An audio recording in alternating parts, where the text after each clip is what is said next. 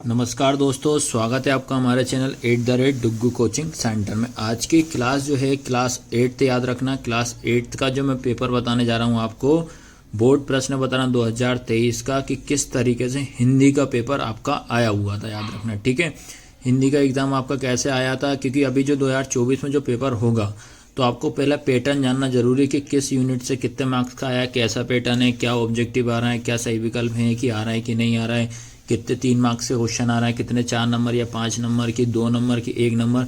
ये सारी की सारी जानकारी तभी मिलेगी जब तक आप पूरा पेपर आप ना समझ लो कि किस तरीके से पेपर आपका आया हुआ है। ठीक है, ये आपको ध्यान रखना है।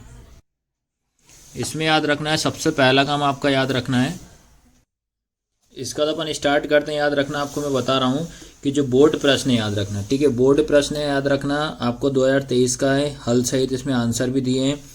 हिंदी रहेगा मध्य प्रदेश, कक्षा आपका 8th क्लास का है। ठीक है, जिसमें पूर्णांक मतलब कितने नंबर का है, 60 नंबर का आपका पेपर आएगा। उस समय जो आपका 2.5 घंटे का, याद रखना समय कितने घंटे का आपका, 2.5 घंटे का है, यानी कि 2 घंटा 30 मिनट का आपका पेपर होगा। इसके बाद बेटा याद रखना, ये कुछ निर्देश दिए हुए हैं। पहला क्या लिखा है, सभी प्रश्न हल करना अनिवार्य है। दूसरा निर्देश क्या दिया, प्रश्नों के उत्तर निर्दय अनुसार लिखे जाएंगे, याद रखना। ठीक है, अब उसके बाद जो आपका लिखा हुआ पहला जो वस्तुनिष्ठ प्रश्न बता रहा हूँ। ठीक है, कौन सा बता रहा हूँ आपको, जो वस्तुनिष्ठ प्रश्न जो हैं। ठीक है, तो जो वस्तुनिष्ठ प्रश्न जो हैं वो 1 से लेके 10 तक, याद रखना 1 से लेके 10 तक, जो पूरे के पूरे 1 से लेके 10 तक जितने भी हैं, सभी के सभी आपके 1-1 नंबर के सारे क्वेश्चन आपके आएंगे। ठीक है, तो याद रखना भी ये आपको दी गई है, एक सूचना दिया है कि दी गई सूचना को पढ़कर नीचे दिए गए प्रश्नों के उत्तर में सही विकल्प चुनकर आपको लिखना है। ठीक है, तो आपको याद रखना है, एक क्या लिखा आपको, ये पूरी सूचना दी है बेटा। हिंदी में क्या रहेगा, बेसिक रहेगा। इस सूचना को आपको पहले अच्छे तरीके से पढ़ना है कि मतलब ये डायग्राम जो दिया, इतना जो डायग्राम बना है, ये डायग्राम आपको क्या संकेत दे रहा है, क्या करना है आपको, याद रखना। ठीक है, तो क्या मैं एक बार पूरा अच्छे तरीके से रीड कर दे रहा हूँ। सड़क सुरक्षा के लिए प्रतिज्ञा लें। अपन को सड़क की सुरक्षा के लिए अपन को एक प्रतिज्ञा लेना है। ठीक है, या संकल्प, प्रतिज्ञा मतलब होता है संकल्प लेना, याद रखना। उसके बाद ये आपका जो फिंगर में हाथ बना हुआ है, इसमें याद रखना पूरा हैंड ये बना हुआ है, तो इसमें क्या लिखा है, ट्रैफिक नियमों का पालन करें। दूसरा लिखा है गाड़ी चलाते समय मोबाइल का प्रयोग ना करें। अगला लिखा है दोपहिया वाहन मतलब 2 पहिया वाहन चलाते समय हेलमेट पहने, सीट बेल्ट का उपयोग करें। ठीक है, धीमे चलें और संयम से चलें। ये आपको कुछ निर्देश दिए गए, याद रखना। ठीक है, अब उसके बाद ये स्टॉप का साइन है, ये आपको ये साइन दिए हैं कि हॉर्न ना बजाए बेफालतू में, आपको याद रखना। फिर लिखा है यातायात नियमों का पालन करें। उसके बाद लिखा है सड़क सुरक्षा ना हो केवल नारा, बना लो इसको जीवन धारा। मतलब जो सड़क सुरक्षा का अपन को एक ये नारा ही नहीं बनाना, याद रखना। वो ये बता रहे हैं कि इसको अपन को एक नारा नहीं बनाना, बल्कि क्या करना है, इसको अपने जीवन में भी उतारना, याद रखना। सड़क सुरक्षा परिषद परिवहन विभाग, ये आपको एक पूरा एक सूचना वाला एक डायग्राम बना है, इसको आप पढ़ के अच्छे से समझ लो। समझने के बाद इसके अपन को क्वेश्चन आंसर करना पड़ेगा। ठीक है, तो इसका याद रखना, जो इसका पहला क्वेश्चन याद रखना। ठीक है, तो इसका अपन पहला क्वेश्चन मैं आपको पढ़ दे रहा हूँ, उसके आंसर भी आपको दिए। क्या लिखा, पहला है प्रश्न क्रमांक 1, सूचना पटल पर दिए गए निर्देश किससे संबंधित है, याद रखना। ठीक है, क्या लिखा, सूचना पटल पर दिए गए निर्देश किससे संबंधित हैं। पहला सड़कों की मरम्मत से, दूसरा राष्ट्रीय सुरक्षा से, तीसरा सड़कों के रख रखाव से, चौथा यातायात नियमों का पालन करने से। ठीक है, ये आपके 4 ऑप्शन है। ठीक है, उसके बाद दूसरा क्वेश्चन है हमें यातायात नियमों का पालन क्यों करना चाहिए। ये क्वेश्चन है कि हमें यातायात नियमों का पालन क्यों करना चाहिए। पहला है जुर्माना से बचने के लिए, दूसरा है परेशानी से बचने के लिए, अगला है दुर्घटना से बचने के लिए, अगला पुलिस से बचने के लिए।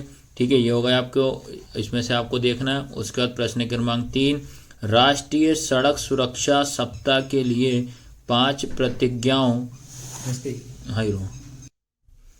अगला है दुर्घटना से बचने के लिए, अगला है पुलिस से बचने के लिए, याद रखना। ठीक है, अब उसके बाद ये आपको 4 ऑप्शन, पहले तो अपन को ये डायग्राम जो बताया था मैंने समझाया था, उसको अच्छे से पढ़ना है।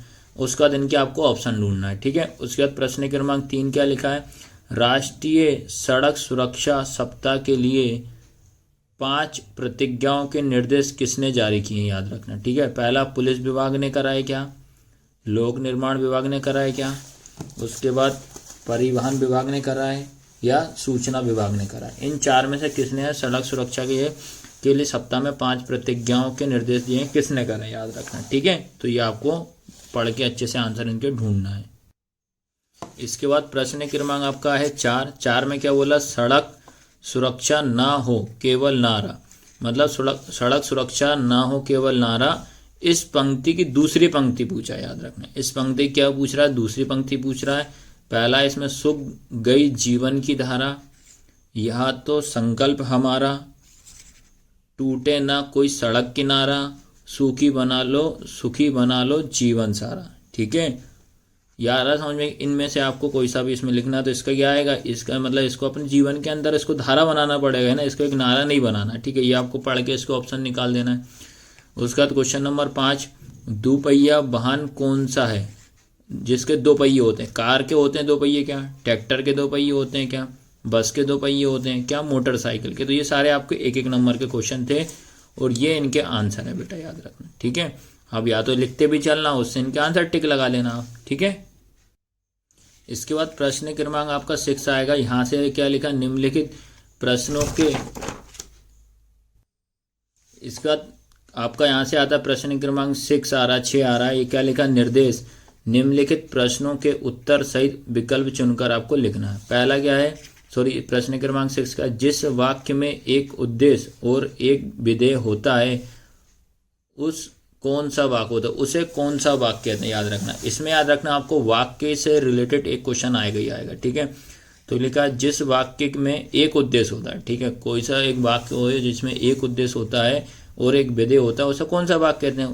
पहला संयुक्त वाक्य बोला जाता है क्या, मिश्रित वाक्य बोला जाता है क्या, साधारण वाक्य बोला जाता है या उपवाक्य बोला जाता है। ठीक है, उसके बाद प्रश्न क्रमांक 7, इसमें क्या, इनमें से कौन से शब्द में ताप प्रत्यय का प्रयोग नहीं है, ताप प्रत्यय का प्रयोग नहीं है। पहला तन्मयता, सक्ता, सफलता, सुगमता, याद रखना। ठीक है, इनमें से आपसे पूछा कि किसमें ता का प्रयोग नहीं होता, ता प्रत्यय का प्रयोग नहीं होता है। आया सभी को समझ में कि नहीं, ये भी 1 नंबर का है। प्रश्न क्रमांक 8, ग्रहणों की वैज्ञानिक व्याख्या करने वाले तरुण पंडित का नाम क्या था। ठीक है, ये आपका चैप्टर से क्वेश्चन है। ग्रहणों की वैज्ञानिक व्याख्या करने वाले तरुण पंडित का नाम क्या था। चरक, आर्यभट्ट, सुसूत्र, बृहगुप्त। ठीक है, प्रश्न क्रमांक 9, फन को ऊपर की ओर उठाए हुए सर्प जैसी, फन को ऊपर की ओर उठाए हुए सर्प जैसी आकृति बनने की आसन को कौन सा आसन कहते हैं। शलभासन, मकरासन, भुजंगासन, पद्मासन। ये इसमें से आपको ऑप्शन देखना है। प्रश्न क्रमांक 10, सत्याग्रह आश्रम की स्थापना किसने की, ये स्थापना से पूछा गया है। सत्याग्रह की स्थापना किसने करी। पहला महात्मा गांधी ने करी क्या, महादेव भाई ने करी क्या, विनोबा भावे ने करी या लोकमान्य तिलक ने करी। ठीक है, ये इनके क्या है ऑप्शन, याद रखना। 6 का ये सी नंबर का देख लेना, 7 का बी देख लेना, 8 का बी, 9 का सी, 10 का ए। ठीक है, इसके बाद याद रखना प्रश्न क्रमांक 11 क्या है, आत्मविश्वास के बूते पर, आत्मविश्वास के बूते पर जीवन में सब कुछ करना संभव है। किसी एक महापुरुष का उदाहरण देते हुए उक्त कथन को स्पष्ट कीजिए, याद रखना। ठीक है, ये कितने मार्क्स का क्वेश्चन है आपका, 3 नंबर का क्वेश्चन है, याद रखना। ठीक है, 3 मार्क्स में क्वेश्चन पूछा हुआ है आपका, याद रखना है। उसके बाद क्वेश्चन नंबर 12 क्या है, सालिम अली की भारतीय पक्षियों पर लिखी पुस्तक का क्या नाम है। ये भी कितने मार्क्स का है, 3 नंबर का है। सालिम अली की भारतीय पक्षियों पर लिखी पुस्तक का नाम क्या था। ठीक है, पुस्तक का क्या महत्व था, 3 नंबर में है। प्रश्न क्रमांक 13, शहीद अमृता देवी के बलिदान से क्या प्रेरणा मिलती है, याद रखना। शहीद अमृता देवी के बलिदान से क्या प्रेरणा मिलती है। उसके बाद 14 नंबर का है, संस्मरण पाठ अपराजिता पढ़कर आपको,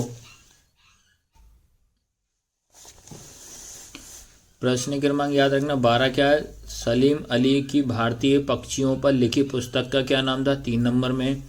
क्वेश्चन नंबर 13 क्या लिखा, शहीद अमृता देवी के बलिदान से आप क्या प्रेरणा मिलती है आपको, ये भी 3 मार्क्स का है। प्रश्न क्रमांक 14 संस्मरण पाठ अपराजिता पढ़कर आपको कैसा लगा, अपने शब्दों में लिखिए, 3 नंबर का। प्रश्न क्रमांक 15 दिव्यांग व्यक्तियों के प्रति हमारा व्यवहार कैसा होना चाहिए, अपने शब्दों में लिखना है, याद रखना, पूरा बेसिक क्वेश्चन से ज़्यादा है, ठीक है। उसके बाद प्रश्न क्रमांक आपका 16 है, लता मंगेशकर को कौन कौन से सम्मान व पुरस्कार प्राप्त हुए हैं, 3 नंबर में है। प्रश्न क्रमांक 17 गांधी जी की आदर्श ग्राम की कल्पना क्या थी, 3 नंबर में है। 18 नंबर का भ्रामरी प्राणायाम के कोई 3 लाभ आपको लिखना है, ठीक है। इसके बाद प्रश्न क्रमांक 19 क्या है, रस की परिभाषा देते हुए किन्हीं 2 रसों के नाम और उनके स्थायी भावों के नाम लिखना, याद रखना, ठीक है। आपको क्या करना पड़ेगा, पहले रस की परिभाषा लिखना है, परिभाषा के बाद ये लिखा हुआ है किन्हीं 2 रस के आपको नाम लिखना हो और उनके स्थायी भाव को लिखना है, याद रखना, ठीक। कितने नंबर में, 3 मार्क्स का क्वेश्चन है ये। फिर उसका प्रश्न क्रमांक 20 क्या है, निम्नलिखित शब्दों में इक प्रत्यय का प्रयोग करके एक एक नए शब्द बनाना, मतलब इक लगाना है, प्रत्यय कौन सा बोल रहा है, इक लगाना है और इनके आपको 3 शब्द बनाना है। तो इसका उत्तर ये लिखा है भाई, ये देख सकते हो आप, ठीक है। जैसे लिखा पुराण, पौराणिक, लास्ट में इक आ रहा है। समाज का क्या हो जाएगा, सामाजिक, इतिहास का ऐतिहासिक, ठीक है, ये 3 नंबर का था। उसके बाद आ रहा है प्रश्न क्रमांक, यहाँ से दीर्घ उत्तरी स्टार्ट हो रहा है 21 से 24, और ये सारे के सारे आपको यहाँ से जितने भी आ रहे हैं वो सब आपको 5-5 नंबर में आएंगे, याद रखना। कितने मार्क्स में आएंगे, 5-5 में। तो प्रश्न क्रमांक 21 क्या है, निम्नलिखित पंक्तियों का संदर्भ सहित भावार्थ लिखना। आपको याद रखना है, इसको अच्छे से पढ़ना है, पढ़ने के बाद ये लिखना पड़ेगा कि ये किस पार्ट से ली गई है, इस पार्ट का नाम क्या है, इस पार्ट के लेखक कौन है, ये आपको बताना है। फिर इसके भावार्थ में मतलब ये क्या इसमें बता रहा है वो आपको लिखना है, ठीक है। उसका प्रश्न क्रमांक 22, मात्र विषयों को जानना ही सच्चा ज्ञान नहीं है, पढ़े हुए चरित्र में ढलना ही सच्चा ज्ञान है। इस कथन को संदर्भ व्याख्या करना, इस कथन को भी पढ़ के और आपको पूरी व्याख्या करनी पड़ेगी, 5 नंबर का है, ठीक है। उसका प्रश्न क्रमांक 23, अपने मित्र को जन्मदिन के उपलक्ष्य पर एक बधाई पत्र लिखना, याद रखना, ठीक है। अपने मित्र को जन्मदिन के उपलक्ष्य पर एक बधाई पत्र लिखना है, 5 नंबर का है। उसका 24 में नव संवत्सर विषय पर संक्षिप्त लेख लिखना, 5 नंबर का, मतलब इस पे आपको एक विषय पर निबंध लिखना है, ठीक है। तो बेटा याद रखना, इस तरीके से मैंने आपको पूरा हिंदी का पेपर आपको बता दिया है जो 2023 में किस तरीके से आया था। अब देखते हैं कि 2024 में क्या पैटर्न रहेगा, याद रखना। तो आपसे इसमें समझ में आ गया होगा कि कैसे ऑब्जेक्टिव पूछा है, क्या क्वेश्चन पूछा है, ठीक है। तो इसी तरह हम सारे सब्जेक्ट के आपको पेपर अपलोड करते चले जा रहे हैं, ठीक है। तो आप लोग जरूर देखना, याद रखना, और प्लेलिस्ट हम बना देंगे तो उस प्लेलिस्ट में आपको सारे पेपर मिल जाएंगे, इधर उधर आपको भटकना नहीं पड़ेगा। तो हमारे चैनल को आप अगर पहली बार आए हो तो चैनल को सब्सक्राइब जरूर करना एवं लाइक शेयर जरूर करना है। धन्यवाद।